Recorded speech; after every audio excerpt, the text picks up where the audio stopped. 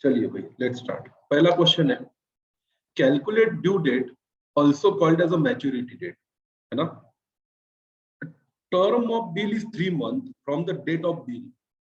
Bill is drawn on 10th March and accepted on 14th March. Calculate करना है due date. अब ये कौन सा बिल है, कुछ दिया नहीं है, पर यहाँ लिखा है bill 3 months from the date of bill है, मतलब जिस दिन से ड्रॉ किया. बताइए इसकी ड्यू डेट क्या आएगी, फटाफट पेंसिल उठाओ, पेन उठाओ, आंसर बताओ.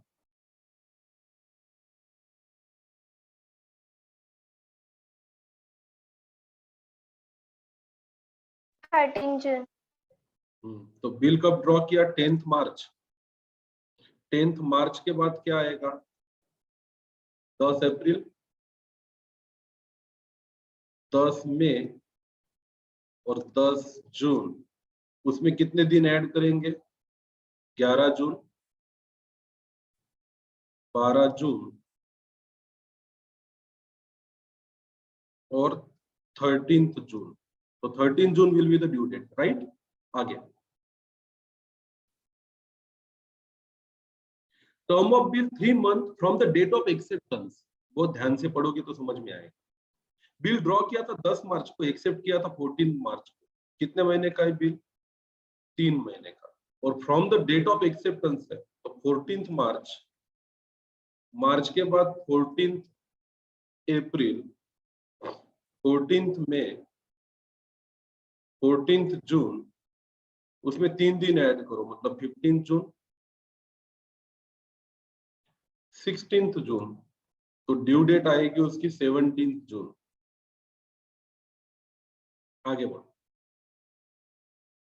Next question, term of bill 90 days from the date of bill है, जिस दिन बिल ड्रॉ किया. बिल ड्रॉ किया था 10 मार्च को और एक्सेप्ट किया था 14 मार्च को. तो 10 मार्च से ही लेंगे अपन डेट ऑफ बिल से. तो 10th मार्च को बिल ड्रॉ किया, प्लस 90 दिन का बिल है. अब मार्च में कितने दिन रहते हैं बेटा, 31. तो 10 को किया तो 11 को 1 दिन पूरा होगा, 12 को 2 दिन पूरे होंगे, 13 को 3 दिन पूरे होंगे. तो 31 को कितने दिन पूरे होंगे बताइए. 21 days. फिर यहाँ लिखेंगे 21 डेज ऑफ मार्च. मार्च के बाद कौन सा महीना आता है, अप्रैल. फिर लिखेंगे 30 डेज ऑफ अप्रैल. अप्रैल के बाद कौन सा महीना आता है, मई. 31 डेज ऑफ मई. अब टोटल करो कैलकुलेटर पे, कितने दिन हो गए, 31 प्लस 30 प्लस 21, 82 हो गए. 82 में 8 दिन मिलाओ, 8 डेज ऑफ जून. फिर इसमें 3 दिन मिलाओ, 8 जून हो गया, 9 जून प्लस 10 जून प्लस 11th जून. इसकी ड्यू डेट आएगी 11 जून. इसकी क्या आएगी बेटा, ड्यू डेट आएगी. Let's move ahead. Term of bill 90 days है from the date of acceptance. Bill draw किया 10th मार्च को पर एक्सेप्ट किया 14th मार्च को. तो इसकी जो ड्यू डेट का कैलकुलेशन है ये 14th मार्च से होगा. 14th मार्च को एक्सेप्ट हुआ. अब मार्च के कितने दिन बोलो, 31 माइनस 14, 17 डेज ऑफ मार्च. मार्च के बाद अप्रैल के 30 दिन, 30 डेज ऑफ अप्रैल.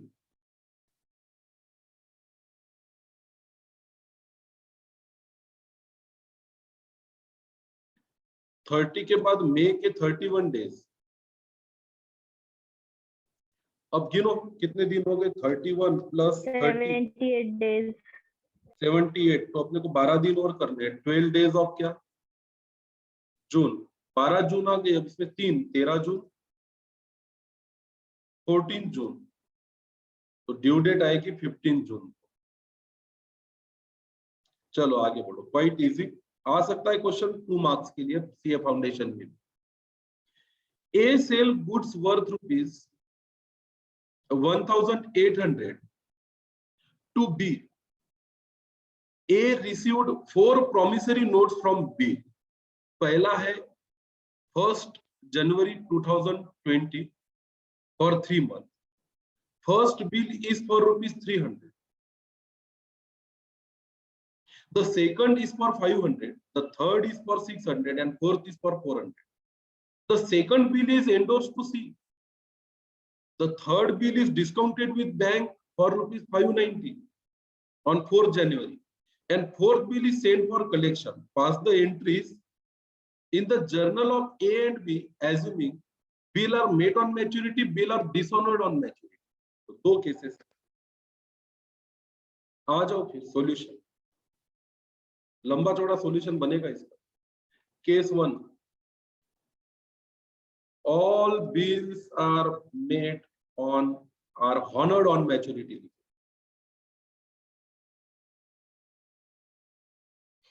इसकी journal entries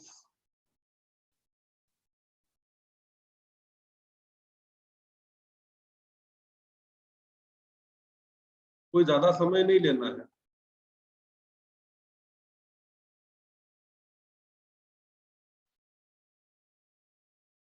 journal entries in the books of A करते हैं पहले चलो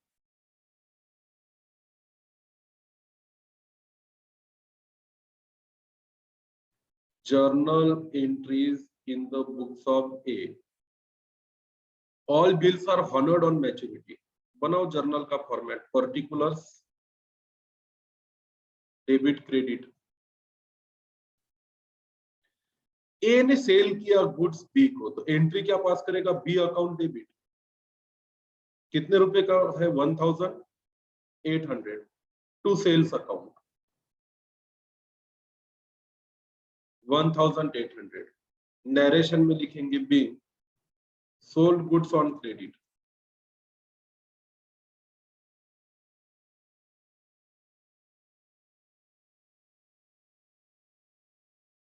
उसके बाद हम ड्रॉ करेंगे ए ने हम बिल ऑफ एक्सचेंज नहीं ड्रॉ कर रहे थोड़ा सा ध्यान से देखो ए ने रिसीव किया प्रॉमिसरी नोट ए ने क्या रिसीव किया बेटा प्रॉमिसरी नोट हमने कुछ ड्रॉ नहीं किया जिसने माल खरीदा उसने ही ड्रॉ किया और हमें प्रॉमिस लिख के भेज दिया कि आई प्रॉमिस टू पे ऑन दैट डेट बराबर है ना 1 जनवरी को हमें 3 महीने का फर्स्ट बिल मिला 3000 का सेकंड बिल मिला थर्ड मिला और फोर्थ बिल मिला तो अपन एंट्री पास करेंगे सर डेट का कॉलम डालना है तो डाल दो बिल रिसीवेबल 1 अकाउंट को डेबिट करें कितने रुपए का बिल रिसीवेबल 1 है 300 का बिल रिसीवेबल 2 अकाउंट को डेबिट करें दूसरा बिल कितने रुपए का है 500 का बिल रिसीवेबल 3 अकाउंट को भी डेबिट करेंगे कई सारे बिल है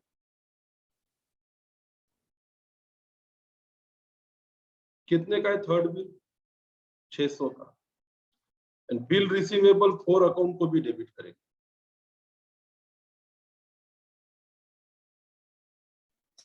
प्रॉमिसरी नोट है ना बिल रिसीवेबल तो अलग अलग है ना बिल एक को एंडोर्स कर रहे हैं एक को रख रहे हैं तो ऐसा भी चलता है एक ही बिल रिसीवेबल बनाया तो भी चलता अच्छा प्रॉमिसरी नोट कि प्रॉमिसरी नोट है तो हम बिल रिसीवेबल क्यों लिख रहे हैं अरे भाई उसने प्रॉमिस करके दिया तो उसके लिए बिल पेएबल ही है वो और अपने लिए बिल रिसीवेबल प्रॉमिसरी नोट और बिल ऑफ एक्सचेंज में फर्क इतना है कि हम ड्रॉ करेंगे वो एक्सेप्ट करेगा और प्रॉमिसरी नोट के केस में वही ड्रॉ करेगा और वही प्रॉमिस करके देगा बस है तो बिल रिसीवेबल है तो बिल पेएबल अब ऐसे आपको 4 इसमें नहीं करना है तो एक ही बिल रिसीवेबल भी कर सकते हो ऐसा कोई कंपलसरी नहीं कि बिल रिसीवेबल 1 2 3 4 सब हम करते बैठे तो चौथा कितने का होगा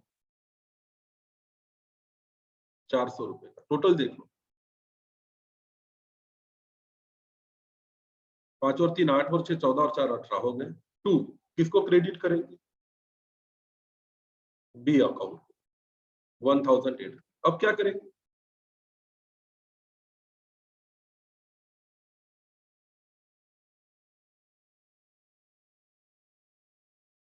नरेशन लिखो being promissory notes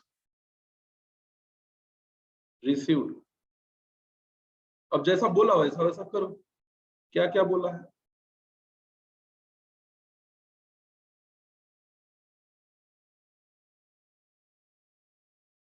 क्वेश्चन कहता है the second bill is endorse to C. चलो सेकंड बिल एंडोर्स कर दो सी को, एंट्री पास करेंगे C account debit to bills receivable to, कितने रुपए का था सेकंड बिल? 500 रुपीज का। आगे क्या किया? Third bill is discounted with bank 590 रुपए का, एंट्री पास करो bank account debit 590, discount account debit 10 रुपए टू बिल रिसीवेबल 3,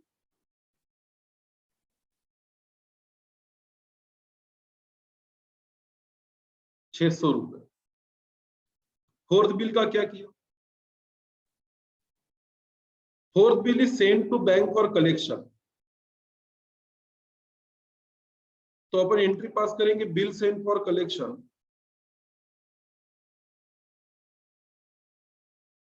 अकाउंट को debit 400 to bill receivable 4,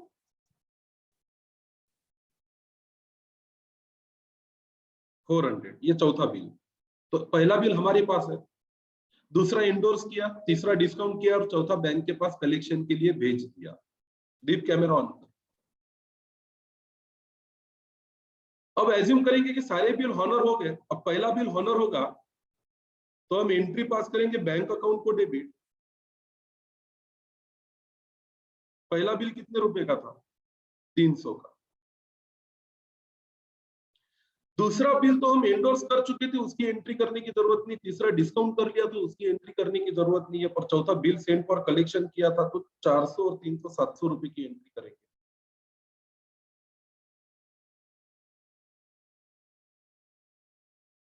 to bill receivable 1 account, पहला बिल था 300 रुपीज का, to bill send for collection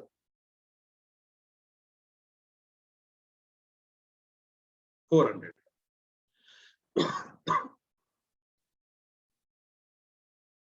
ये बात समझ में आई क्या? क्या किया मैंने यहाँ पे? कहा गया फिर सी को दिया हुआ बिल और बैंक से डिस्काउंट किया हुआ बिल, उसकी एंट्री करने की जरूरत है क्या? नहीं, we have nothing in our hand. जो बिल बैंक के साथ डिस्काउंट कर लिया उसका पैसा बैंक को मिलेगा, बैंक एंट्री करेगा। चलो in the books of B भी कर।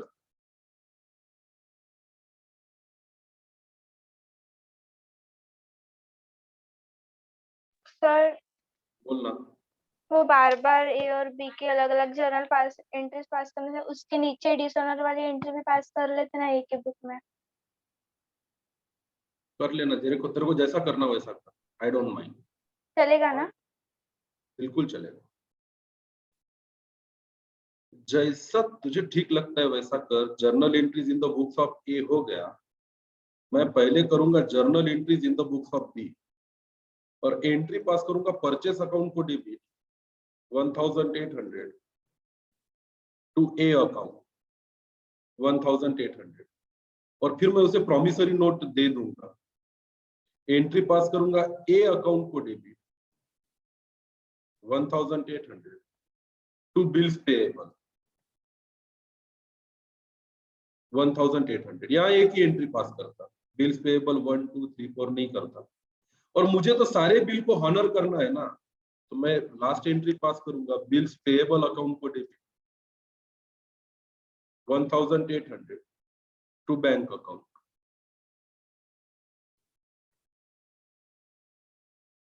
1800।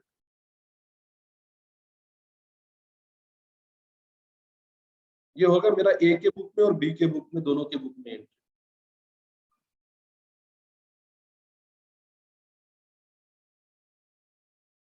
अब क्या हो अगर ये बिल डिसऑनर हो जाए सारे के सारे?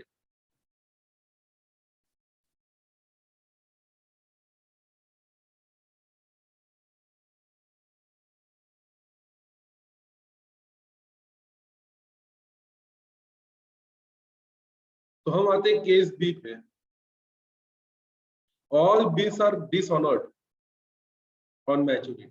Journal entries in the books of A. फिर वही पर्टिकुलर डेबिट क्रेडिट, ये एंट्री तो सेम रहेगी, बी को डेबिट और सेल्स को क्रेडिट, बिल लिया ये भी सेम रहेगी, बिल रिसीवेबल एंडोर्स किया वो भी एंट्री सेम रहेगी, डिस्काउंट किया वो भी एंट्री सेम रहेगी, सेंड फॉर कलेक्शन किया वो भी एंट्री सेम रहेगी। आखिरी में जब सारे बिल हो जाएंगे डिसऑनर, तो हम फिर से करेंगे बी अकाउंट को डेबिट पूरा 1800। 2 बिल रिसीवेबल 1 तो हमारे हाथ में है, वो तो डिसऑनर हो गया तो उसको करना पड़ेगा credit. 2 bill send for collection हमारे पास डेबिट बैलेंस है, उसको भी करना पड़ेगा क्रेडिट। 2 करना पड़ेगा सी अकाउंट, उसको भी पैसा देना पड़ेगा 500 रुपया, और 2 करना पड़ेगा बैंक अकाउंट जो बिल डिस्काउंट किया था 600 रुपये। तो मेरे बुक में बिल रिसीवेबल 1 में डेबिट बैलेंस है, उसको क्रेडिट किया, बिल सेंड फॉर कलेक्शन में डेबिट बैलेंस है, उसको क्रेडिट किया, सी को एंडोर्स किया था, अब वो वापस देना पड़ेगा सी को, तो सी को क्रेडिट किया, और जो बिल बैंक से डिस्काउंट करा चुका था वो बैंक अकाउंट को क्रेडिट किया। तो पहली, दूसरी, तीसरी, चौथी, पांचवी एंट्री सेम रहेगी, एक डिसऑनर की एंट्री आ जाएगी। तो डिसऑनर के केस में एंट्री ध्यान से पास करनी है आप, जैसा केस है वैसा डिसऑनर का एंट्री बनेगा।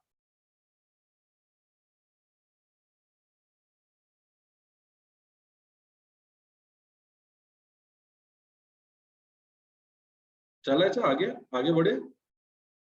आप चाहो तो बाद में अपने घर पर बैठ के भी इसको कंप्लीट कर सकते हो, आई डोंट माइंड, अगर घाई हो रही है तो, क्योंकि आता है आपको। आई एम नो 12th में अगर इसके बेसिक हो गए तो यहाँ के क्वेश्चन सॉल्व करने में दिक्कत नहीं जाएगी। Journal entry in the books of bill में ये क्या करेगा, फिर सारे बिल पेएबल को डेबिट करेगा और 2A को क्रेडिट कर देगा।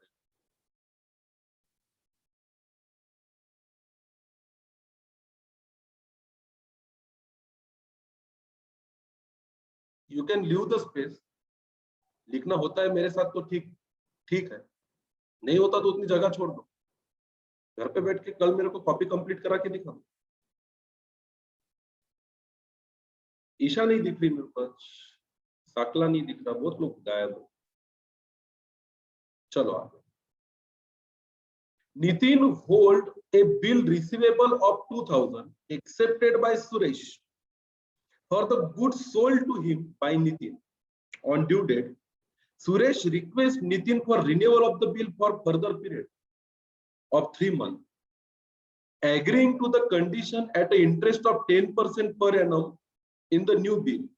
Nitin agree, give the necessary journal entry in the book of Nitin for the renewal of क्या bill. बना लो ना जल्दी से, होमवर्क दे दूं?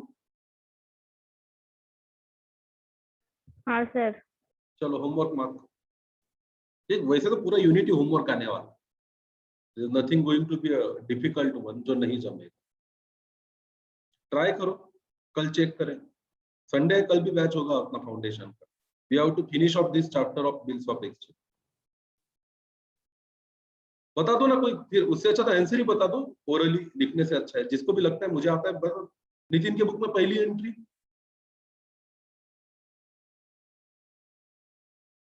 Suresh account debit to sales account.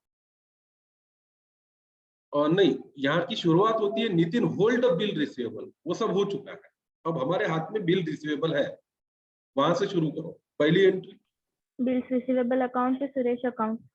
गलत, पहली entry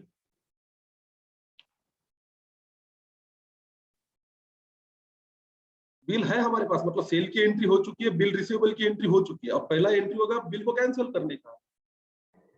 Suresh account debit to bill receivable account. बिल्कुल सही, सुरेश को डेबिट और बिल रिसीवेबल को क्रेडिट।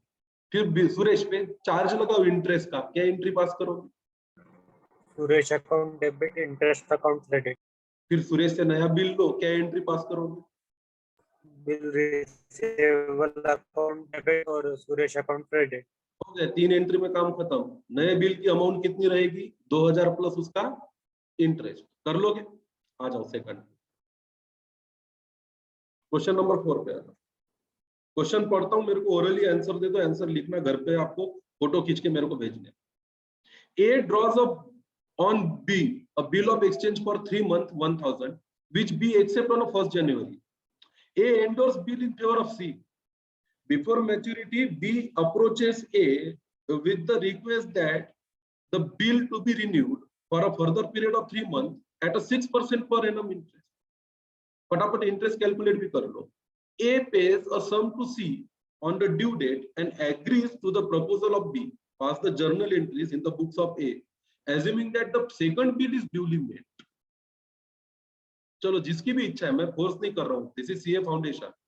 यहाँ मेरा पढ़ाना जरूरी नहीं, यहाँ वो बच्चा आगे नहीं बढ़ेगा जिसको मैं पढ़ाऊंगा, यहाँ वो बच्चा तरक्की करेगा जो खुद पढ़ेगा।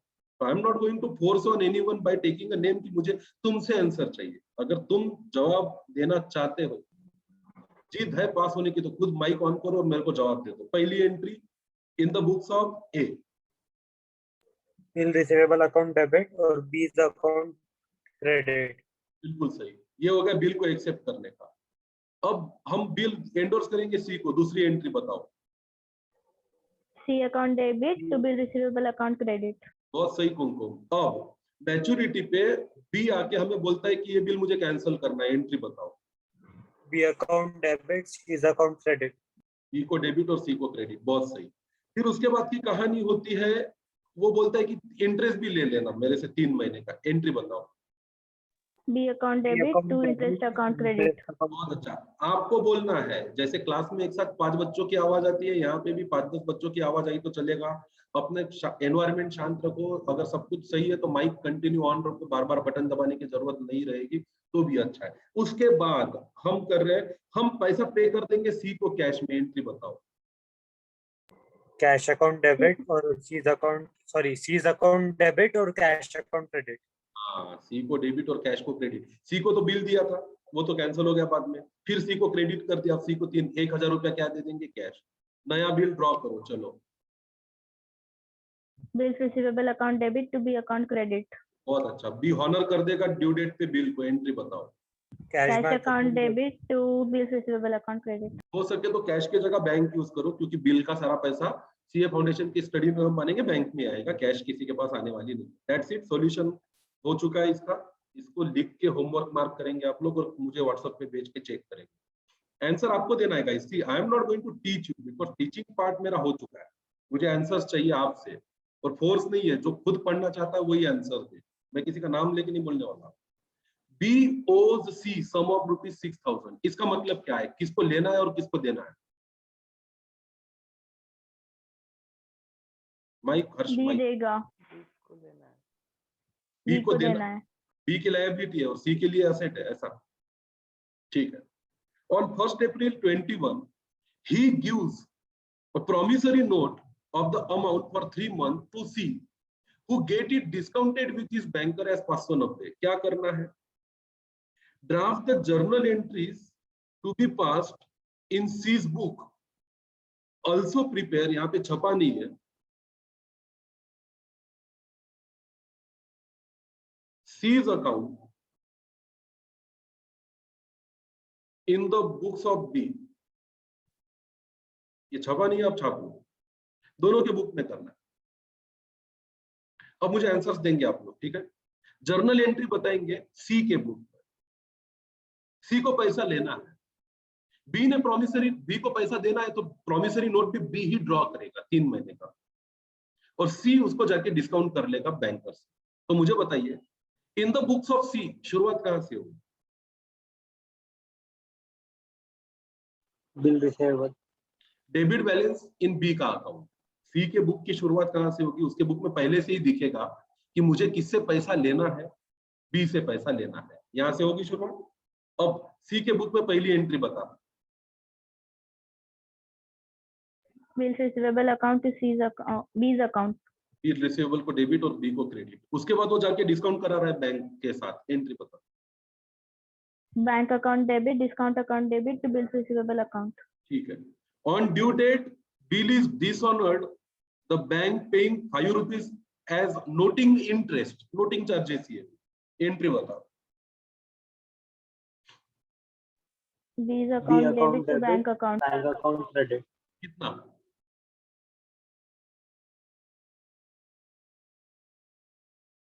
Amount 605. 605 is the correct answer. This bill of exchange is for 2 months and on due date bill is again dishonored. इसका मतलब क्या है? जो न्यू बिल एक्सेप्ट किया था वो वापस डिसऑनर हो गया। यहाँ पे फिर लिखना पड़ेगा C draws another bill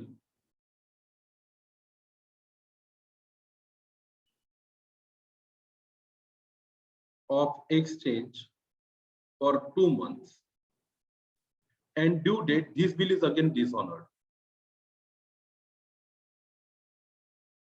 सी ने 5 रुपए पे किया नोटिंग चार्जेस का। अब बोलो सी का नया बिल ड्रॉ करने का एंट्री बताओ।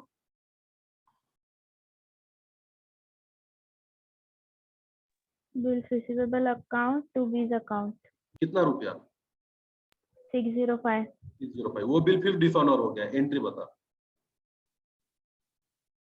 B account to bills receivable account. कितना? 605। और हमें भी 5 रुपए नोटिंग चार्जेस पे करना पड़ा, इसका भी एंट्री बता। 6 बी अकाउंट को डेबिट और कैश बैंक को क्रेडिट। डी से लेने ना वो 5 रुपए और आपने पे किया तो कैश बैंक को क्या होगा? क्रेडिट होगा। हो गया, अब उससे लेना बाकी है। ठीक है, इसको होमवर्क मार्क करो। In the books of B entry बता दो। पहली एंट्री मैंने खुद प्रॉमिसरी नोट ड्रॉ की in the books of B. E account को डेबिट और बिल पेएबल को क्रेडिट। सी को डेबिट, बिल पेएबल को क्रेडिट। ठीक है, उसने बिल डिस्काउंट किया, उसकी एंट्री मुझे करनी है क्या? नहीं। वो बिल एक दिन डिसऑनर हो गया और मुझे 5 रुपए नोटिंग चार्जेस भी देने, एंट्री बता। बिल पेएबल को डेबिट, बाद में नोटिंग चार्जेस को डेबिट और बी के अकाउंट को क्रेडिट। कितना रुपया हो जाएगा अब वो? 605। वो नया बिल ड्रॉ करेगा, मैं एक्सेप्ट करूंगा, एंट्री बता। बी के अकाउंट को डेबिट और बिल पेएबल को क्रेडिट 605। ठीक है, उसके बाद वो भी बिल डिसऑनर हो जाएगा और 5 रुपए और नोटिंग चार्जेस लगेगा, एंट्री बताओ। बिल पेएबल को डेबिट, नोटिंग चार्जेस को डेबिट और बी के अकाउंट को क्रेडिट। अब वो बी के अकाउंट को क्रेडिट कितना होगा? 610। 610। ठीक, आगे। B send his promissory note for 3 months to C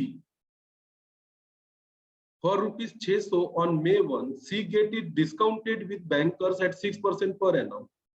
On the due date, bill is dishonored. The bank paying 10 rupees as noting charges. C agrees to accept rupees 225 in cash, 25 for noting charges and interest, and another promissory note of 400 for 2 months.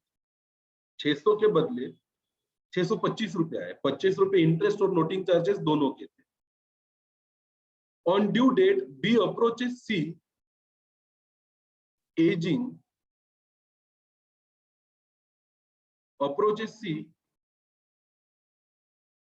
and asks for renewal of the bill for the further period of 3 months. C agreed to the mistake, provide P pays 20 rupees as interest in cash. The last bill is paid on maturity. Draft the journal entry in the books of B and क्या? C. Doable है। हो सके तो मुझे फटाफट answer बता दो in the books of B. B के लिए लायबिलिटी है। बी ने सबसे पहले प्रॉमिसरी नोट ड्रॉ किया और सी को बेचा, भेजा 600 रुपए का। क्या एंट्री पास करोगे? B debit to bill payable account credit. C को डेबिट और बिल पेएबल को क्रेडिट। सी ने उसको डिस्काउंट किया, मैं उसकी एंट्री पास करूंगा क्या? नहीं। ड्यू डेट पे ये बिल मेरे से डिसऑनर हो गया और उस पे 10 रुपए नोटिंग चार्ज लगा। बोलो मुझे क्या एंट्री पास करनी चाहिए? Bill payable account debit, noting charges account debit to C's account. C को क्रेडिट। कितना रुपया? 610 रुपया, क्योंकि 10 रुपए का क्या है? Noting charge. बराबर है, मैं बी हूं। सी एग्री करता है मेरे को 225 रुपए दे दे, 25 रुपए for noting charges and interest. हमें इसमें नोटिंग चार्जेस पहले से ही पता है कितना रुपया है, 10। इसका मतलब है कि इंटरेस्ट कितना रुपया है, 15 रुपए। तो मैं तो बी हूं, मुझे तो इंटरेस्ट पे करना है। पहली एंट्री बताओ खुद पे इंटरेस्ट लगानी। Interest account debit to C's account. Interest को डेबिट, सी को क्रेडिट। अब सी के बुक में बराबर दिख रहा है 600 रुपए, 10 रुपए और 15 रुपया, बराबर है। अब मुझे उसको 225 रुपए दे देने हैं। एंट्री बताओ। C's account debit to cash bank account. C को डेबिट और कैश बैंक नहीं, इन कैश ही पे करना है, तो कैश को क्रेडिट, बराबर है। ये हो गया। फिर 625 में से 225 चले गए, कितने बचे? 400। मैं अभी नया प्रॉमिसरी नोट और भेज रहा हूँ 400 रुपए का, 2 महीने का। एंट्री बताओ। C's account debit to bills payable account. बिल्कुल सही। ऑन ड्यू डेट बी, मैं बी हूं, अप्रोच सी, और उसको भी रिन्यू कराना चाहता हूँ और 3 महीने के लिए। एंट्री बताओ। Bills payable account to C's account को क्रेडिट। फिर सी को अब कितने पैसे देने दिख रहे हैं मेरे बुक में? 400। सी ने एग्री किया और बोलता है कि 20 रुपए का इंटरेस्ट कैश में पे कर दे। अब कैश में पे कर दो सीधा interest. C's account debit to cash account. अरे गलत। सर यहाँ ड्यू क्यों नहीं करना पड़ेगा? इंटरेस्ट अकाउंट डेबिट पहले तो ड्यू कैश करना पड़ेगा। इंटरेस्ट को डेबिट और फिर किसको पे करना है? सी को, तो सी को क्रेडिट, और उसके बाद सी को डेबिट और कैश को क्रेडिट। ये ड्यू करके ही पे करना कभी भी। सीए फाउंडेशन में ध्यान रखना, अकाउंट साफ सुथरा और हिसाब पद्धतशीर दिखना चाहिए। तो पहले ड्यू और फिर पेमेंट। कुमकुम गड़बड़ नहीं, बहुत ज्यादा मार्क नहीं मिलते। ये क्वेश्चन आता 3 मार्क के लिए सीए फाउंडेशन में। कितने मार्क्स के लिए? 3। एक एक पॉइंट ध्यान से चेक करेगा वो। गड़बड़ करोगी सीधा 2 काट डालेगा, एक ही देगा, ये चाहे कितना भी सही करो। लास्ट बिल हम पे कर देंगे मैच्योरिटी पे। चलो, इसका मतलब क्या हुआ? 400 रुपए देने हैं, इंटरेस्ट देके और एक बिल ड्रॉ करना पड़ेगा कि नहीं करना पड़ेगा? तभी तो पे करोगे ना, तभी तो पे करोगे। तो पहले एक नया बिल और अपने आप पे ले लो। क्या एंट्री पास करोगे? सी को डेबिट और बिल पेएबल को क्रेडिट। अब बिल पेएबल को डेबिट और कैश को क्रेडिट। कितना रुपए का?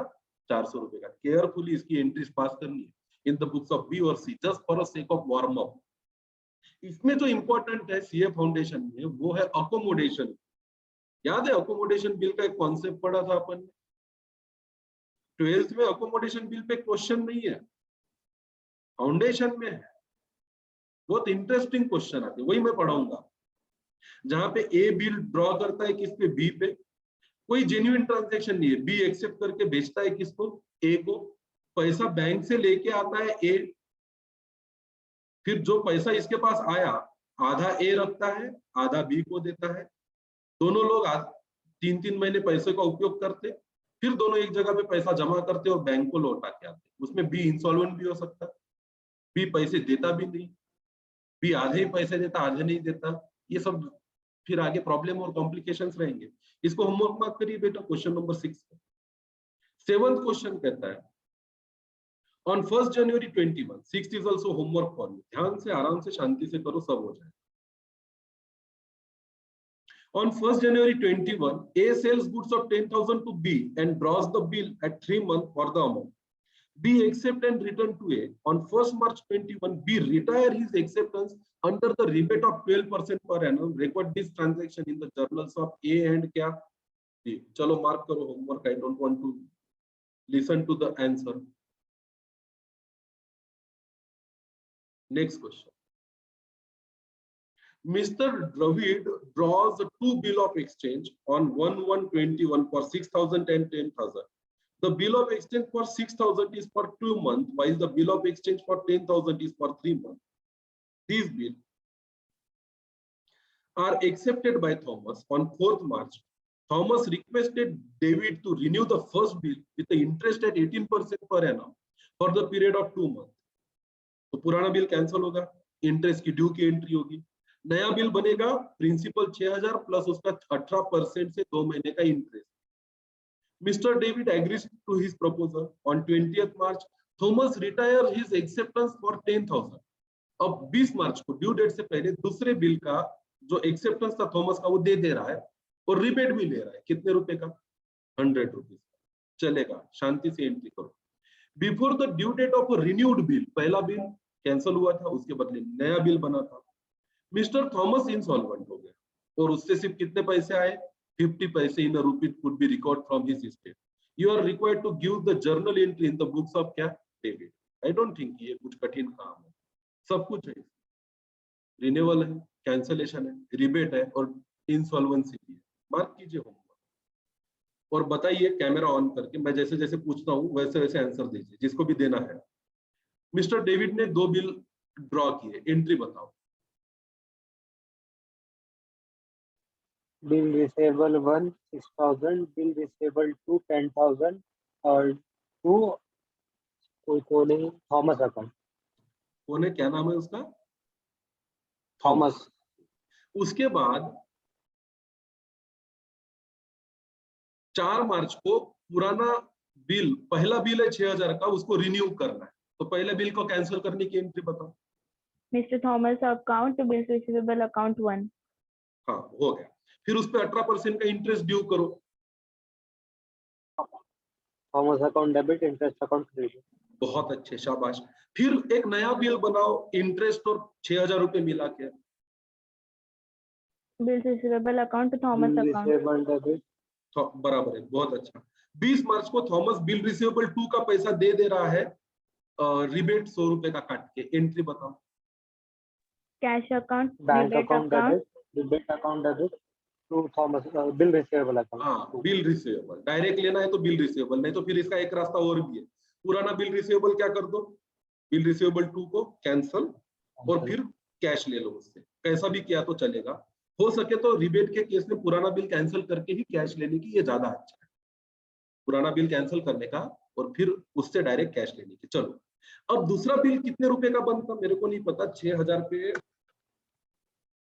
18%, 180. 180 का, अब उसमें से 50 पैसा ही आएगा, तो पहले तो पुराना बिल कैंसिल करो, क्या होगा,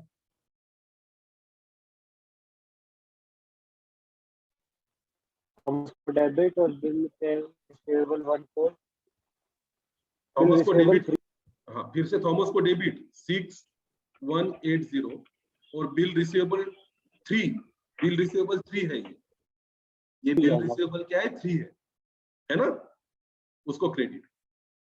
उसके बाद 50% पैसा ले लो, 50% बैड डेट में डाल दो, कर लो homework. Journalise the following transaction in the books of Jaggi, Jaggi के बुक में। Our acceptance to Madan 5,000, retire before due date, rebate मिला 10 रुपए का, फटक से answer. Come on. Bill payable को डेबिट, जग्गी को क्रेडिट, डिस्काउंट को क्रेडिट, रिबेट को क्रेडिट, रिटायर किया तो रिबेट मिलेगा, ठीक है। ये हो गया डायरेक्ट एंट्री। बिल पेएबल को कैंसिल करके पैसा देना है तो क्या एंट्री पास करोगे, पहले बिल पेएबल को डेबिट करेंगे, मदन को क्रेडिट करेंगे, पैसा देते हो मदन को डेबिट, कैश को क्रेडिट और रिबेट को क्रेडिट। बहुत अच्छे, शाबाश। काकूस acceptance for ₹4,000 renewed for the further period of 3 month, interest 15% से चार्ज किया। पहले तो पुराना बिल कैंसिल करो।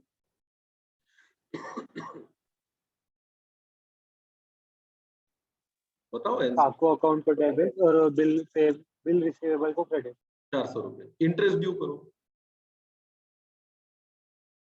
Kaku's account Kaku debit to account को interest debit, account. Interest account को क्रेडिट। नया बिल बना लो। Bills receivable account debit to Kaku's account. बहुत अच्छे, शाबाश। Our acceptance to P Swami for 800, मैं चाहता हूं कि लगभग आंसर सभी से आए। दीप आंसर दे रहा है, मानसी आंसर दे रही है, कुमकुम आंसर दे रही है, दीपेश, अनिकेत कैमरा ऑन करो, हर्ष बोलो, आयुषी बोलो। अपने लिए पढ़ रहे हो आप, मेरे लिए नहीं पढ़ रहे हो, ध्यान रखो, ये आप ही को करना है। Our acceptance to Swami 800 renewed for 3 months on a condition that 200 is paid in cash immediately and remaining balance carry interest 12% per annum. बोलो, हमें स्वामी को 800 रुपए देने थे, पहले तो पुराना बिल पेएबल कैंसिल करो, एंट्री बताओ। बिल पेएबल को debit, Bills payable account to Swami's account. स्वामी को फिर स्वामी को 200 रुपए दे दो। क्रेडिट, स्वामी को डेबिट, स्वामी को डेबिट और कैश को क्रेडिट 200। फिर 12% से 600 रुपए पे इंटरेस्ट कैलकुलेट करो। स्वामी को डेबिट, इंटरेस्ट को क्रेडिट। इंटरेस्ट देना है, इंटरेस्ट को डेबिट, स्वामी को क्रेडिट। इंटरेस्ट को डेबिट और स्वामी को क्रेडिट। फिर इंटरेस्ट और 600 रुपए दोनों मिला के नया बिल एक्सेप्ट करो। Swami account debit to bills payable account. Swami को डेबिट और बिल पेएबल को क्रेडिट। हर्ष, दिमाग में बत्ती जल रही है पूरी? जवाब क्यों नहीं दे रहे हो फिर? आयुषी, जवाब क्यों नहीं आ रहा आपसे? Why are you not speaking? Not interested in telling the answer? Aniket, Dipesh, रुचि, किसी सुनना है? आता है जवाब तो तुम। दत्ता का प्रोमिसरी नोट था 700 रुपए का, which we had endorsed in favor of P. Dutta के लिए बिल पेएबल था, अपने लिए बिल रिसीवेबल था, हमने वो दे दिया P को। एंट्री बताओ। अनिकेत, माइक बंद है। P को डेबिट और बिल रिसीवेबल को क्रेडिट। P को डेबिट और बिल रिसीवेबल को credit. Favour of P। Mukherjee dishonoured, ये क्या चीज है? इन फेवर ऑफ P मुखर्जी। अच्छा, P मुखर्जी है, मुखर्जी को दिया, वो डिसऑनर हो गया और मुखर्जी ने 10 रुपए नोटिंग चार्जेस करके पे किए। अब 700 और 10 रुपए किससे लेना है? हमें दत्त से लेना है। और किसको पे करना है? मुखर्जी को। एंट्री बताओ। Mukherjee. Dutt account debit to Mukherjee. Dutt को डेबिट और मुखर्जी को क्रेडिट। वी पे मुखर्जी बाय चेक। मुखर्जी को चेक से पे कर दो। कितने रुपए पे करोगे? 710। क्या एंट्री पास करोगे? Mukherjee account debit to cash account debit. और दत्त से अनदर बिल ले लो, इंटरेस्ट मिला के 15 रुपए का। बिल लेने से पहले दत्त पे क्या ड्यू करना पड़ेगा? हमें इंटरेस्ट ड्यू करना पड़ेगा। बताओ दत्त पे इंटरेस्ट ड्यू करने की entry. Dutt account to interest account credit. तो दत्त के अकाउंट में अब कितना पैसा बन गया? 700 रुपए, 10 रुपए और 15 रुपए। कितना हो गया? 725। 725 का नया बिल बनाओ। एंट्री बताओ। Bills receivable account debit to Dutt account. To Dutt account credit. बहुत अच्छा, 725 रुपए। Go ahead. अगला, आवर प्रोमिसरी नोट, हमारा प्रोमिसरी नोट है 500 रुपए का in favour of Alam, return unpaid due to lack of instruction to bank. Bank के पास बिल गया था पर हमने बैंक को कुछ इंस्ट्रक्शन दी नहीं। आलम क्लेम करता है उसके बदले में 510 which we pay by check। चलो फिर हमारा एक्सेप्टेंस था, डिसऑनर हो गया। पहली एंट्री बताओ। Bills payable account debit to Alam account. Bill payable account debit, noting charges account debit और आलम को क्रेडिट 510। 500 की बिल के बदले आलम 510 रुपए मांग रहा है ना, तो पहली एंट्री में बिल पेएबल को डेबिट, नोटिंग चार्जेस को डेबिट और आलम को क्रेडिट करना पड़ेगा 510। बाद में 510 रुपए आलम को चेक से दे दो। क्या एंट्री पास करोगे? Alam account debit to bank account credit. Bank account credit. Alam को डेबिट और बैंक को क्रेडिट। चलो ठीक है। हमारे प्रोमिसरी नोट 500 रुपए की in favour of Patel settled by sending him Tannaz acceptance of 500 रुपए। Bill payable account debit to bill receivable. बिल्कुल सही। बिल पेएबल को डेबिट और बिल रिसीवेबल को credit. That's it. Pass the journal entry from the following bill in each of the parties. अभी ये थोड़ा नया टाइप है, ये 12वीं में नहीं देखते। इस बिल को देख के बिल एंट्री पास करनी। टू मिस्टर बी पे ₹5,000 आफ्टर 3 months टू सी और his order for value receive accepted. Sign किया बी ने, ये साइन किया ए ने, तो ए ड्रॉवर है। ए ने बी को बिल भेजा, टू मिस्टर बी तुम इस पे साइन करो कि पे करो 3 months के बाद सी को या उसकी ऑर्डर पे फॉर द वैल्यू रिसीव। तो यहाँ पे जो पे है वो सी है, ड्रॉवर है वो ए है और ड्रॉवी है वो बी है। बनाया था ना फॉर्मेट बिल ऑफ एक्सचेंज। तो आपको ए की बुक में, बी के बुक में और सी के बुक में एंट्री पास करनी। बोलो ए कौन है? ए तो ड्रॉवर है, ए क्या एंट्री पास करेगा? Bill receivable account to B account. A के लिए बिल रिसीवेबल है ही नहीं है, वो तो सीधा बोल रहे सी को पे कर दो। C account debit to B receivable account. सुनो, वो पहली एंट्री पास करेगा, वो तो मानेगा सी, उसको एक्सेप्ट करके बिल सी के हाथ में चला गया ना, तो सीधा बोलेगा सी को डेबिट और ए, सॉरी, बी को डेबिट और सी को, रुको, किससे पैसा लिया? बी से लिया, और किसको दिया? सी को दिया। सर सी को डेबिट, बी को क्रेडिट, क्योंकि वो दे देगा ना अपनी एसेट का, वो तो उसको सी को दे देंगे। हम ए है, लिखो सॉल्यूशन, यहां लिख लो पहले, ड्रॉवर ए है, ड्रॉवी बी है और पे सी है। तो सबसे पहले करेंगे इन द बुक्स ऑफ ए।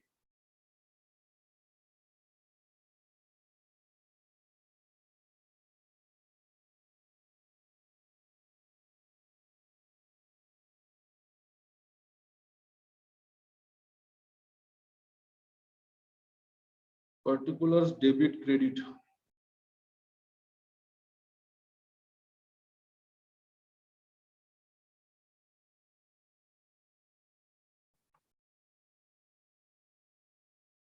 अगर मैं सीधा सी को पैसा देता तो एंट्री क्या पास करता? सी को डेबिट।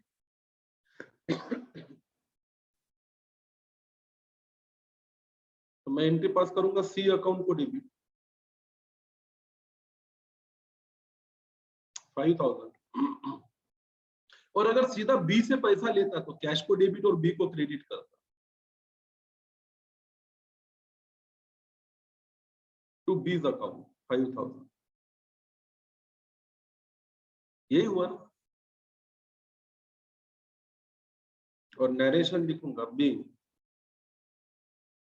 पे order accepted by B in favour of C. B ने एक ऑर्डर पास कर दिया कि सी को पैसा दे दो, तो हमारे लिए तो हमने सी को पैसा दे दिया और बी से पैसा ले लिया। अगर सी को कैश देते तो एंट्री क्या पास करते? सी को डेबिट और कैश को क्रेडिट। और अगर बी से कैश लेते तो एंट्री क्या पास करते? कैश को डेबिट और बी को क्रेडिट। अब सीधा सीधा हिसाब हो रहा है। हमने एक promissory bill of exchange draft किया, उसमें बी को बोला साइन कर इधर कि मैं किसको पैसे दूंगा? सी को, और ये तो जाएगा सी के हाथ में। तो सी को तो पैसा मिल गया, डेबिट द रिसीवर, बी पैसा देने वाला है, क्रेडिट द गिवर। तो ये एंट्री हम पास करेंगे, सी को डेबिट और बी को क्रेडिट। ये हो गया इन द बुक्स ऑफ ए।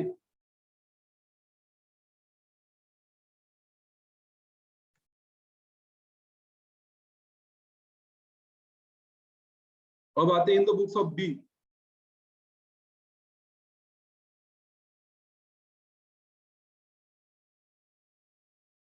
बोलो बी के लिए तो भाई ये बिल पेएबल है, बिल पेएबल को तो क्रेडिट करेगा, डेबिट किसको करेगा? हाँ, ये बात हुई सही। ए अकाउंट को करेगा वो डेबिट 5000, वो उसका तो व्यवहार ए से है, उसका तो व्यवहार ए से है। और टू बिल्स पेएबल को करेगा क्रेडिट 5000। अब बात आती है इन द बुक्स ऑफ सी की।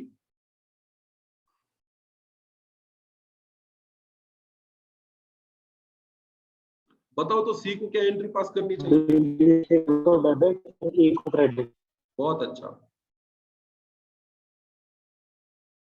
बिल रिसीवेबल अकाउंट को डेबिट 5000, टू एज अकाउंट को क्रेडिट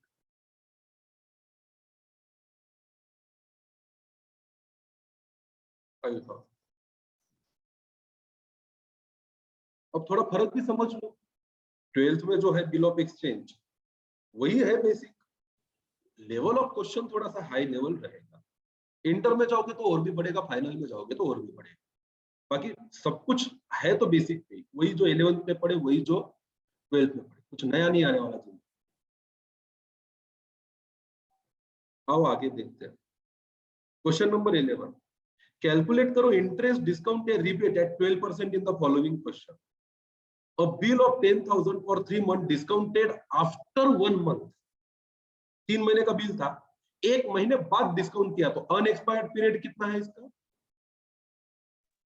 2 month. 2 मंथ, इंटरेस्ट 2 महीने का लगेगा, फॉर्मूले के साथ लिखिए। अब bill of ₹5,000 for 3 month, retire 1 month before the due date, तो रिबेट कितने महीने का लगेगा? 1 month.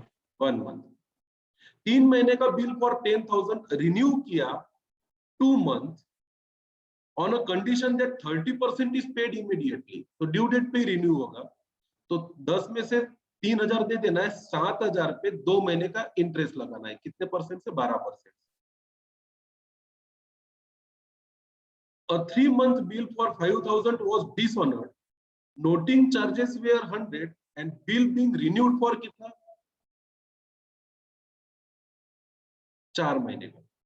तो ये अब सुनो, मेरे पास मुझे बताओ, बिल है 5,000 का, ये हो गया डिसऑनर, तो 5,000 तो देने, नोटिंग चार्जेस लगे 100 रुपए, नोटिंग चार्जेस भी देना है, तो अब इंटरेस्ट कितने पे लोगे सामने वाली पार्टी से? 5,000 पे कि 5,100?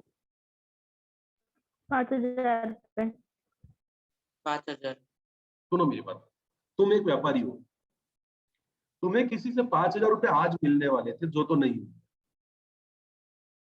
उल्टा तुम्हारे जेब से 100 रुपए गए नोटिंग चार्जेस के चक्कर में, अब तुम्हें सामने वाले से कितने लेने हैं? 5,000 की 5,100? 5,100। वो बोलता है वो भी मैं 4 महीने बाद दूंगा, 5,000 भी 4 महीने बाद दूंगा, नहीं 100 रुपए भी 4 महीने बाद दूंगा। इंटरेस्ट कितने पे लोगे? 5,000 पे कि 5,100? 5,100। 5,100।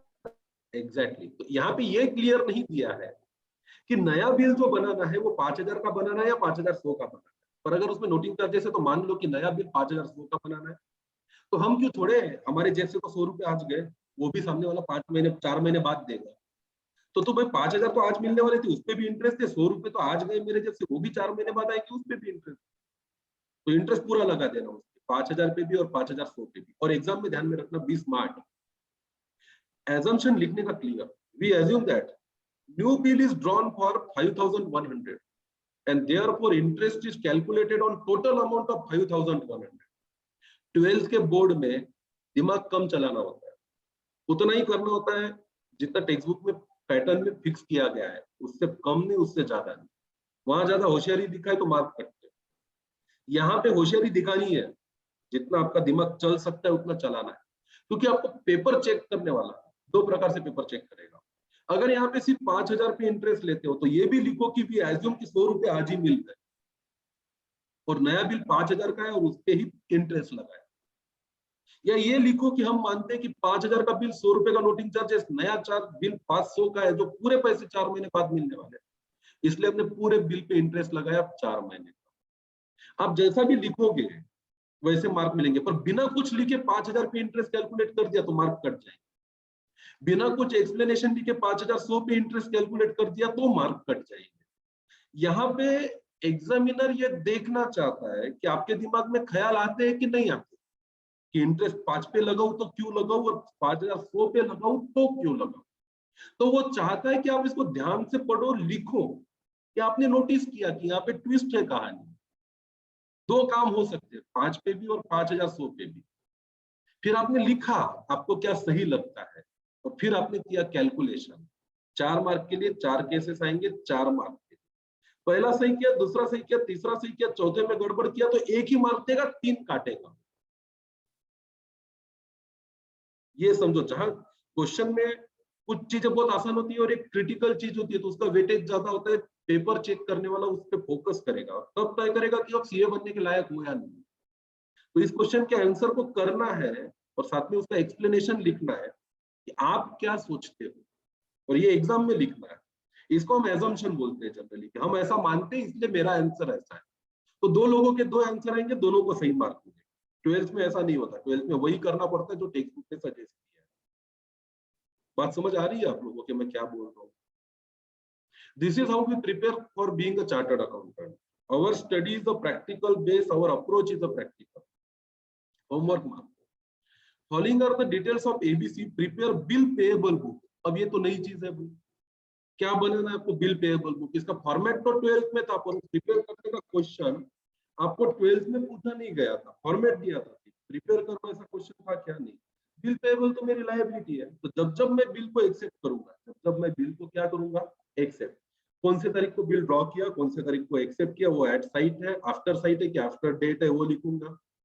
उसके बाद उसकी ड्यू डेट लिख लूंगा। अब ड्यू डेट पे दो चीजें होंगी, या तो मैं उसको कैंसिल करा के रिन्यू करूंगा, या तो उसको रिबेट करा के पे कर दूंगा, या तो उसको ड्यू डेट पे हॉनर कर दूंगा, या तो ड्यू डेट पे डिसऑनर। तो उसका एक्सप्लेनेशन आपको उसके अगले कॉलम में लिखना है। पहला, 5 तारीख को क्या हुआ? बिल ड्रॉ किया था एक ने 5,000 रुपए का 2 महीने, तो ये डिटेल लिख दूंगा। ड्रॉवर का नाम लिखूंगा, डेट ऑफ ड्रॉइंग लिखूंगा, डेट ऑफ एक्सेप्टेंस लिखूंगा, आफ्टर साइट है कि आफ्टर डेट लिखूंगा, ड्यू डेट लिखूंगा, और फिर ड्यू डेट के बाद लिख दूंगा ऑनर किया या डिसऑनर किया, या कैंसिल किया, या रिबेट किया। ये 4 ही केस होते हैं ना। मेरे लिए बिल पेएबल है, तो या तो मैं ऑनर करूंगा, या तो मैं डिसऑनर करूंगा, या तो मैं क्या करूंगा? उसको रिबेट में पहले ही पैसे दे दूंगा, या तो उसको कैंसिल करा के नया बिल बनाऊंगा। यही 4 काम हो सकते हैं मेरे बिल पेएबल के केस में। यही 4 काम हो सकते हैं कि नहीं हो सकते? तो फॉर्मेट कैसा बनेगा? सिंपल मैं यहाँ बना देता हूँ। वैसे तो आप 12 के बुक से देख सकते हो। 12 का बुक है आपके पास, टेक्स्ट बुक निकालो, उसमें था ये फॉर्मेट।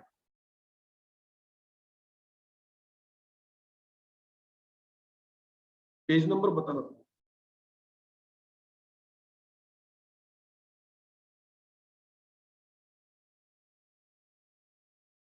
ICAI का स्टडी मटेरियल है तो उसमें सर 12th स्टैंडर्ड के 264 पेज नंबर पे।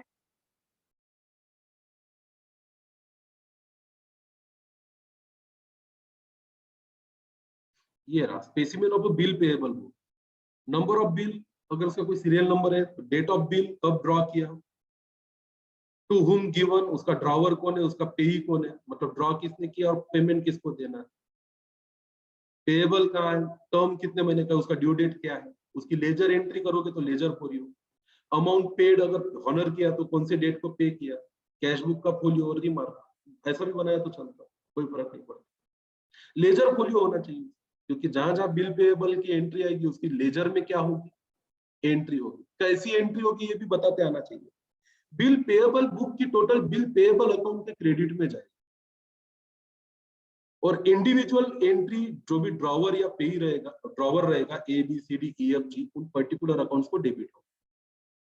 तो जैसे हम सेल्स डे बुक का, परचेज डे बुक का डे बुक बनाते हैं और उसका लेजर पोस्टिंग भी हम जज करते हैं, वैसे बिल पेएबल बुक को भी बनाते हैं, उसका लेजर पोस्टिंग दिमाग में होना चाहिए ना। बिल पेएबल बुक की टोटल कहाँ जाएगी? बिल पेएबल अकाउंट के क्रेडिट, और इंडिविजुअल एंट्रियां कहाँ जाएगी? ABCD के डेबिट। तो पार्टीज को डेबिट और बिल पेएबल को होगा वो क्रेडिट, और उसका हॉनर का डेट लिख लेने का। तो बना लो एक स्पेसिमेन इसका, नॉट अ बिग डील। नहीं तो आप साइट वगैरह नहीं दिया हुआ है ना। अब लिख ले भाई, जितना अच्छा, जितना तेरे पेज में बैठता उतना बना ले। ड्यू डेट यहाँ लिख रही हो ना, इसका मतलब है कि वो एट साइट है या टर्म कैसी है, वो आप चाहो तो लिख लो। ये कोई स्टैंडर्ड फॉर्मेट नहीं है, आपको तो जितना उचित अच्छा बनाना है उतना बना लो। कल अगर आप जॉब करोगे, किसी कंपनी में जाओगे, तो अपना फॉर्मेट बनाना है, जितनी डिटेल भरनी है भरो। तो ये सेम है, अलग अलग दिन है। ड्यू डेट निकलना है, सिर्फ उसकी ड्यू डेट लिख के रख देना, दैट्स इट। ड्यू डेट लिखोगे सही तो इसके मार्क्स मिलेंगे। From the following details of ABC prepare करो बिल रिसीवेबल बुक, बना लेना बिल रिसीवेबल बुक। अब बिल रिसीवेबल के साथ हम क्या करते हैं? हमारे पास रखते हैं, या तो उसको सेंड फॉर कलेक्शन करते हैं, या तो उसको डिस्काउंट करते हैं, या तो उसको एंडोर्स करते हैं। बाद में ये सारे बिल क्या हो सकते हैं? या तो हॉनर हो सकते हैं, या तो डिसऑनर हो सकते हैं। तो आपको सिर्फ इतना लिखना है कि ये बिल रिसीवेबल है, बिल कौन से दिन को ड्रॉ किया था, उसका ड्रॉवी कौन है, उसका नाम लिख लो, ताकि आप ड्रॉवी के अकाउंट को क्रेडिट कर दो। लेजर फोलियो का कॉलम बना लेना, अमाउंट लिख लेना, और उसकी ड्यू डेट लिख लेना। इतना भी लिखा तो भी काफी है, बाकी कॉलम ब्लैंक भी छोड़ दिए तो कुछ बिगड़ेगा नहीं। इसी में क्वेश्चन है, Suppose each of the above bill except third bill is endorsed after 2 days to L, M, Z respectively. पहला बिल L को दिया, दूसरा बिल M को दिया और तीसरा बिल चौथा बिल Z को दिया. Prepare bill received endorse register and suggest posting from it. अब एक और डे बुक बनाओ जिसका नाम रहेगा बिल रिसीव्ड एंडोर्स रजिस्टर. तो अपन बहुत आसान है, ये मैं बना ही देता हूं आपको. ये लोग क्या है, छोटी छोटी चीजें हैं और इसकी पोस्टिंग भी बता देता हूं. इसका नाम है बिल्स पेएबल बुक.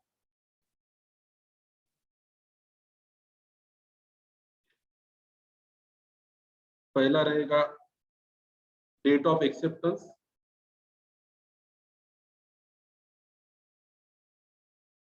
या फिर सीधा सीधा ड्रॉवर लिख लो ना. पहला नाम drawer, date of bill, date of acceptance, amount, due date,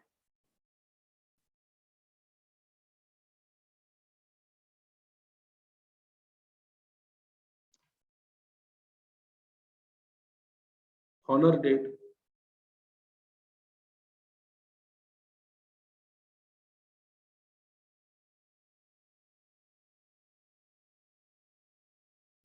dishonour date.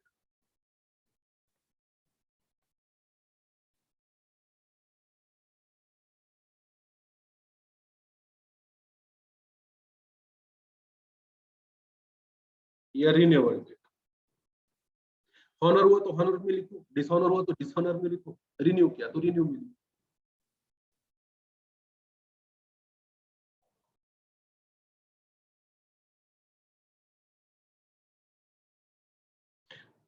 तो यहाँ पे पहले बिल का ड्रॉवर कौन है?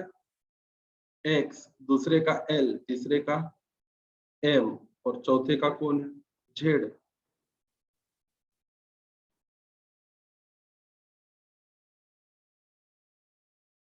डेट ऑफ बिल दिया है यहाँ पे 5/1/20,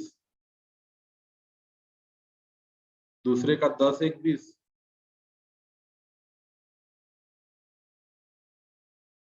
तीसरे का 16/1/20, चौथे का 25/1/20. अब इससे कोई स्टैंडर्ड फॉर्मेट नहीं है. अब डेट ऑफ ड्रॉइंग की डेट ऑफ एक्सेप्टेंस है ऐसा मान लो. अमाउंट है 5,000, 6,000, 4,000 और 10,000.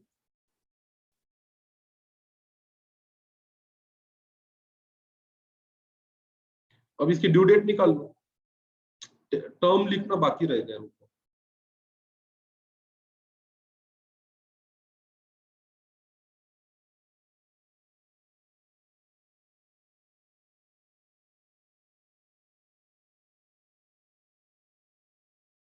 टर्म कितना है? पहले बिल का 2 मंथ, दूसरे बिल का 3 मंथ, तीसरे बिल का 60 डेज और चौथे बिल का 90 डेज. इसकी ड्यू डेट निकाल लेना, हो गया. हॉनर को पता नहीं है, डिसऑनर पता नहीं या रिन्यूअल पता नहीं. बिल पेएबल के 3 ही चीज होते हैं, हॉनर होगा, डिसऑनर होगा या रिन्यूअल होगा. उसके बाद इसका लेजर फोलियो होना चाहिए, क्योंकि ड्रॉवर के अकाउंट को आपको डेबिट करना पड़ेगा जाके.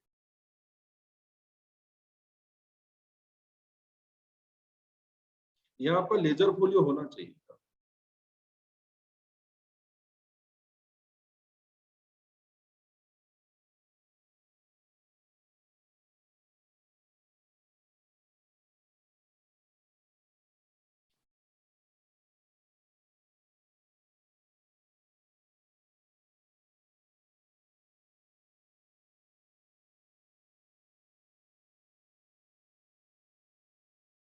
क्योंकि इन सब के X, L, M, Z के अकाउंट को आपको डेबिट करना पड़ेगा. फिर honour date, dishonour date, due date, honour date, renewal date, इन सबसे पहले एक और कॉलम बनाना पड़ेगा. कैश में एंट्री करनी पड़ेगी ना, कैश है बैंक अकाउंट में. हॉनर हुआ तो कैश जाएगा ना, आपका बैंक जाएगा. तो एक और ये देखो ना, 12th के बुक में भी दिया है. यहाँ डेट रिसीव्ड है, लेजर फोलियो है, ये कैश बुक फोलियो है, कैश बुक में एंट्री करनी पड़ेगी इसकी। अगर ऑनर किया तो, डिसऑनर किया तो कैश बुक में एंट्री नहीं करनी है, रिन्यूअल करी तो भी कैश बुक में एंट्री नहीं करनी है। तो यहाँ पे कैश बुक फोलियो डाल दो, कहीं अपने मन से बना लो। अगर हॉनर डेट है तो आप लिख लो यहाँ पे कैश बुक फोलियो। हॉनर हुआ तो कैश बुक में एंट्री करनी पड़ेगी उसकी, डिसऑनर हुआ तो उसी के लेजर में एंट्री रिवर्स करनी पड़ेगी। नीचे टोटल बस।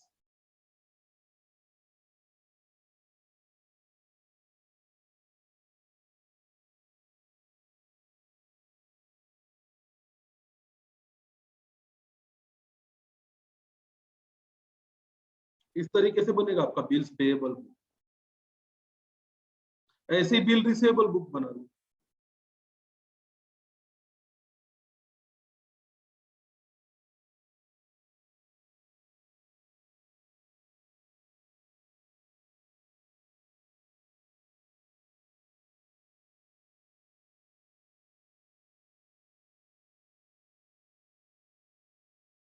या ड्रॉवर के जगह ड्रॉवी का नाम होगा।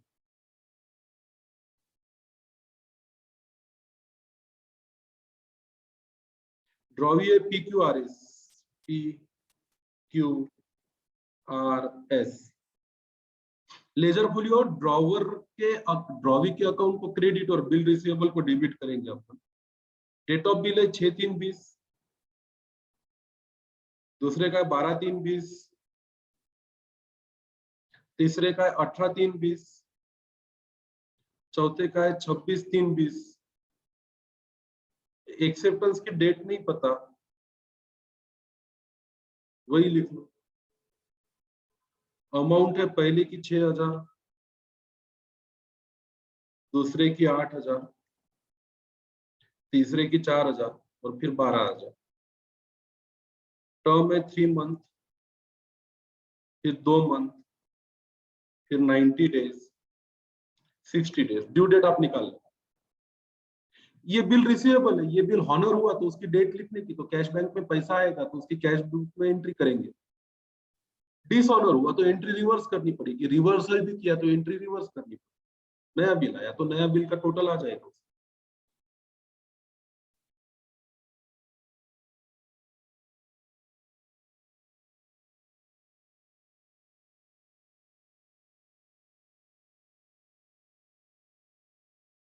टोटल 30,000। अब अगर हमारे पास बिल रिसीवेबल है तो हम साथ ही साथ बिल एंडोर्स रजिस्टर भी बना सकते हैं। ये बिल अगर हम किसी को क्या कर रहे हैं, एंडोर्स कर रहे हैं, तो इसको बोल दो बिल एंडोर्स बुक। तो यहाँ पे बिल रिसीवेबल का honour date, dishonour date, renewal date, यहाँ पे एक और लिख दो फिर एंडोर्स टू।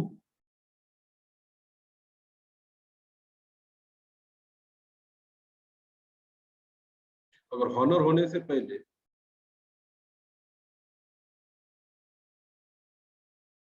एंडोर्सी, ऐसा एक अमाउंट डाल दो।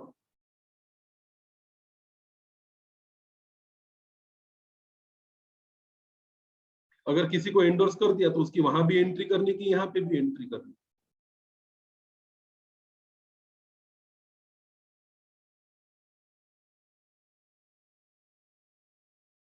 तो बना लो एंडोर्सी बुक।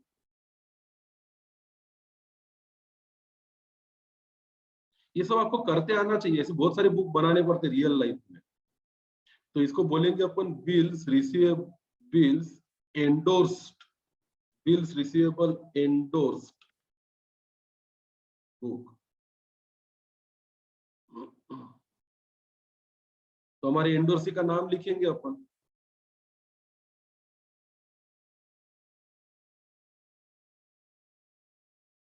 किसको किसको एंडोर्स कर रहे हैं अपन, एल, एम और जेड को। पहला बिल एल को, एम को और लास्ट बिल जेड को कर रहे हैं। आर वाला बिल किसी को नहीं कर रहे आप।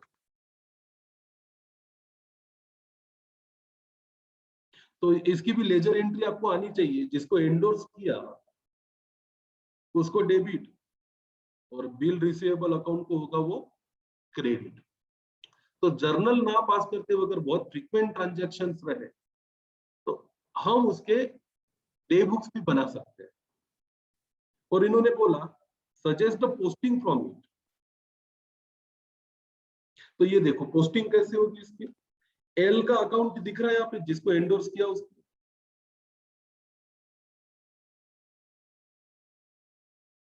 तो एल के अकाउंट को लेजर खोलियो तो एल अकाउंट डेबिट होगा, और क्रेडिट यहां करेंगे ऊपर, यहाँ पे एंडोर्सी का नाम आ गया, ये यहाँ पे एंडोर्सी का नाम दिखा ना, तो बिल रिसीवेबल बुक को क्रेडिट कर दे, और इसकी जो भी टोटल आएगी, जितने भी एंडोर्स किया है आपने, ये टोटल पूरी बिल रिसीवेबल बुक के क्रेडिट में जाएगी। And this is how we do the ledger posting from the subsidiary books. This also you should know. ये फॉर्मेट बना दिया मैंने, यहाँ एंडोर्सी का नाम है, डेट ऑफ बिल है, डेट ऑफ एक्सेप्टेंस है, अमाउंट है, टर्म है, ड्यू डेट है, इसके ड्रॉवी का नेम भी यहां लिखना पड़ेगा। फिर ये भी बिल हॉनर हो सकता है, आपको इसकी कैश बुक में एंट्री करने की जरूरत नहीं है, या तो ये बिल डिसऑनर हो सकता है, या तो आपको रिन्यू करना पड़ सकता है। एंडोर्स किया हुआ बिल या तो हॉनर होगा, एंट्री करने की जरूरत नहीं है, या तो डिसऑनर होगा, या तो उसको रिन्यू करेंगे आप, फिर उसकी एंट्री आपको करनी पड़ेगी। तो आप क्या कर सकते हो, उतने कॉलम बना के रख दो आप। तो यहां लिखेंगे अपन journal entry for bills endorsed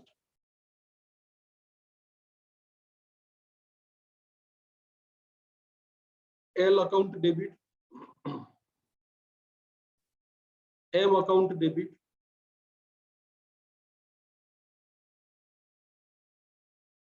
Z account debit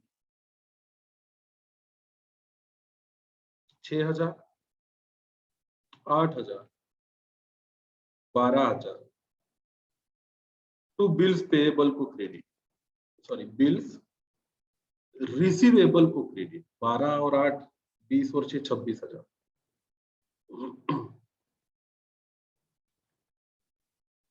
this is how you prepare the day books. बहुत रेयरली क्वेश्चंस आते हैं इसमें, पर आ सकते हैं, प्रिपेयर रहना चाहिए।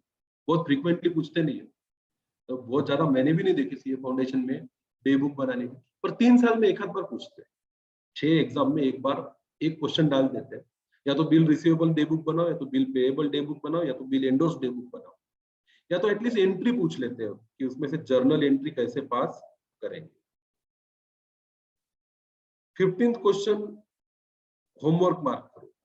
सर होता ना सर, अब कितना लिखेंगे, लिखने को बहुत टाइम लगता।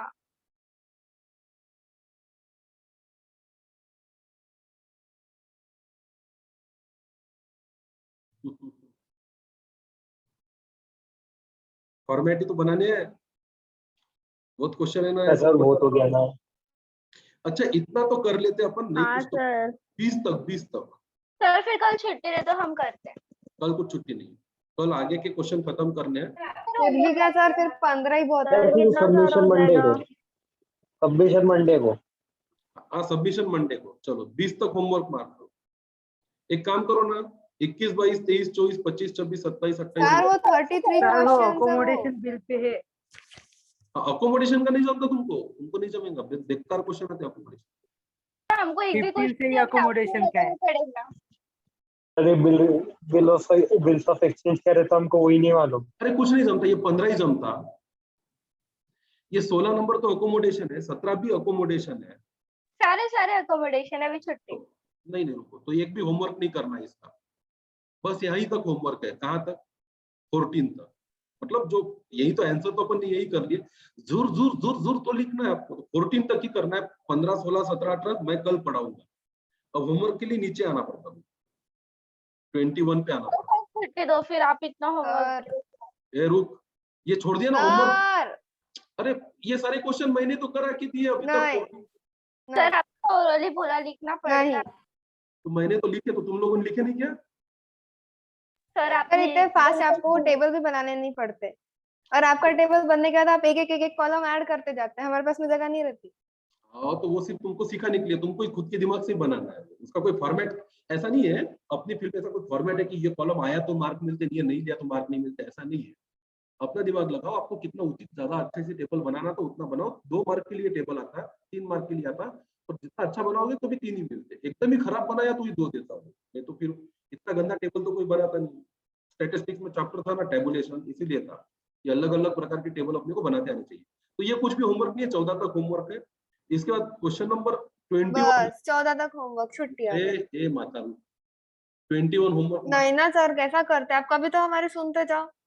हाँ ना सर, कॉलेज का पेपर भी लिखना है, मंडे को सबमिशन है, फिर वो कौन लिखेगा, इतना सब कुछ करना पड़ता। अगर तुम लोगों की सुन के चलूं ना, तुम मेरी दुकान तो में हम 10 लोग बजे सी फाउंडेशन जल्दी खत्म कर देंगे।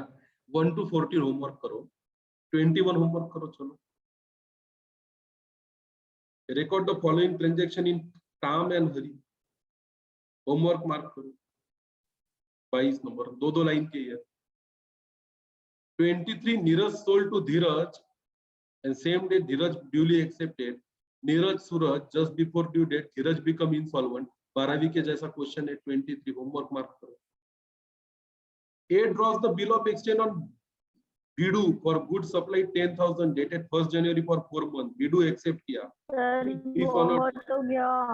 होमवर्क मार्क करो। नेक्स्ट सैटरडे को सबमिशन रखो इसकी, तब तक हमारा हो जाएगा। रुक भाई, डिसऑन बिल अकोमोडेशन को छोड़ के सभी होमवर्क दे रहा हूँ। 24 नंबर होमवर्क मार्क करो।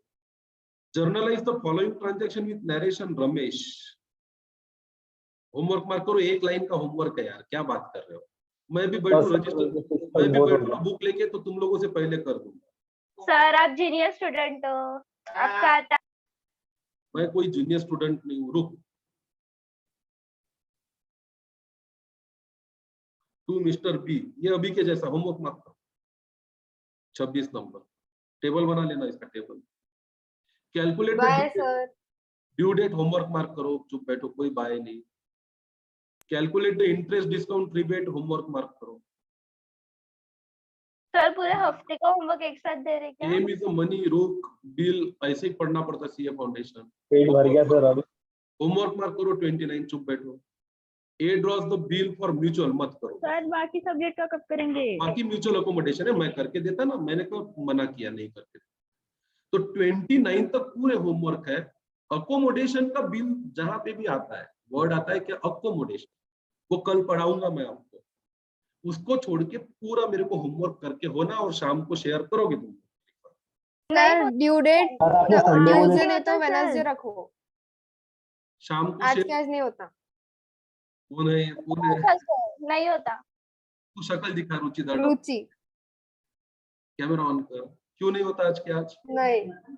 क्या नहीं मतलब क्या सीए कर रहे हैं अपन, मेहनत तो करनी पड़ेगी अपने। सर वैसा नहीं सर, लिखने का बहुत टाइम लगता है सच में, वो फॉर्मेट ड्रॉ करो अच्छे से। रुक जा। और आयुषी तू सच में बता बेटा, त्रास आता क्या रे इतना करने का?